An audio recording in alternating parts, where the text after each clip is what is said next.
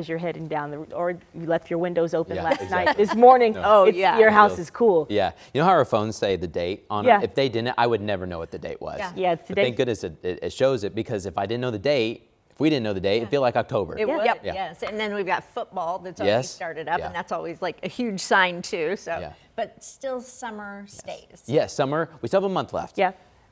We're in a little pause.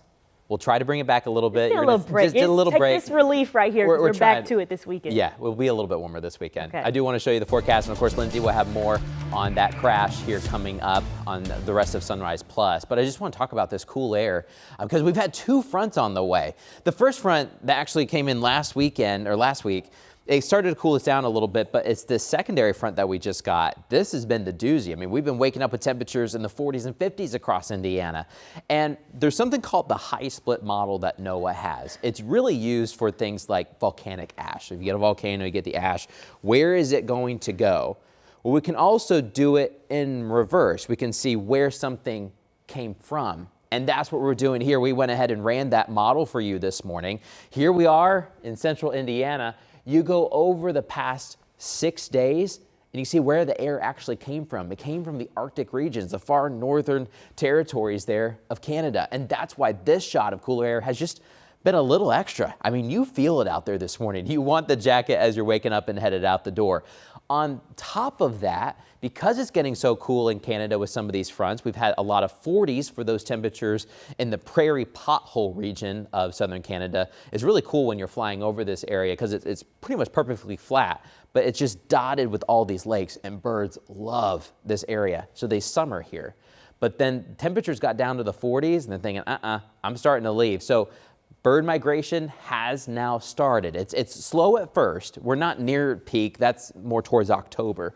But we're starting to see some birds start to fly south. Our birds aren't really necessarily leaving yet. It's the birds up to the north that are starting their journey to the south, and sometimes they'll do a little pit stop here in central Indiana. And using radar data with Birdcast, which is a program, a joint venture between Colorado State, University of Massachusetts, and Cornell, they look at this data and they try to estimate to the best of their ability on how many birds were flying over a certain airspace. And the estimation for Indiana just over the past weekend was over 10 million birds flying across the state, because we had some north winds. Birds are smart. It's not just as if it gets cold, but they're waiting for a north wind, because if they have that north wind, they just travel with that north wind all the way south. And that'll help make their journey a little bit easier. All right, this morning, let's get to the forecast. 40s and 50s out there for the start of this morning. We'll head to the 60s by lunchtime and recess. Honestly, a nice recess. Some of the kids, when they're running around, they don't need the jacket as much, but the teachers standing there kind of watching, you may want that light jacket later today. Heading home, we'll have partly cloudy skies with temperatures in the low 70s. So it's been a nice start, a cool start. Sipping on probably that warmer coffee this morning than maybe the iced coffee. We also are tracking some extra clouds forming over Lake Michigan because it's so cool outside.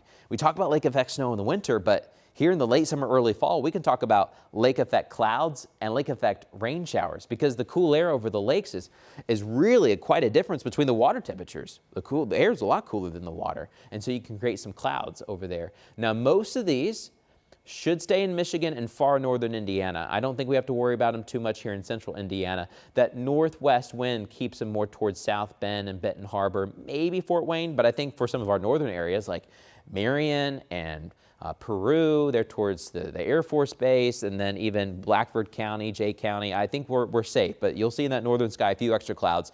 We'll all get a few extra clouds later today, but I think we'll stay rain-free as we get to the low 70s. And we'll only get to the low 70s today because of that northwest wind. It's not going to be hauling, but you'll feel it out there, especially going on a walk and you don't have many trees blocking your walk. You'll probably feel it a little bit more, but we'll have that west-northwest wind out there to keep us cool. So 72 is our high in Indianapolis, maybe some lower 70s to the north and more mid-70s to the south, but all of Indiana will stay in the 70s today. Here's a look at future track 13. You can see some of those lake effect clouds this morning farther to the north. Later this afternoon, as we heat up, I think we'll bubble up some passing clouds. We won't get any rain out of them, but we could get a couple sprinkles to the north. Just partly cloudy skies today. Really easy forecast, to be honest. We look pretty easy the next several days. And that means when you're trying to plan your day, you're not necessarily worrying about the weather so much. I would bring the light jacket in the morning, but after that, do whatever you feel comfortable in. I mean, we're headed to the low 70s. Your thermostat may be the same temperature inside the house as the air is outside the house, but we'll have that light northwest wind. Practice today, great. It's been a great first day of class, and we'll continue that the rest of the day for IU and Purdue. They're at the campus of Bloomington for IU University. Union University, first day of class, cool start. We'll have 50s, and then we'll run up to some 60s and 70s later in the day. West Lafayette, same story, starting off in the 50s, northwest winds throughout the day. Nice first day. You're just worried about class, trying to get to where you need to go, especially the freshmen, trying to figure out, okay, this is a big campus. How do I get to here and there? Figuring all that out. At least you don't have to worry about the weather. Now, we will get a little bit warmer into Labor Day weekend. Maybe some upper 70s, low 80s. I know that's not quite the average yet, but I feel a little bit warmer than we're sitting right now. But now we need to send things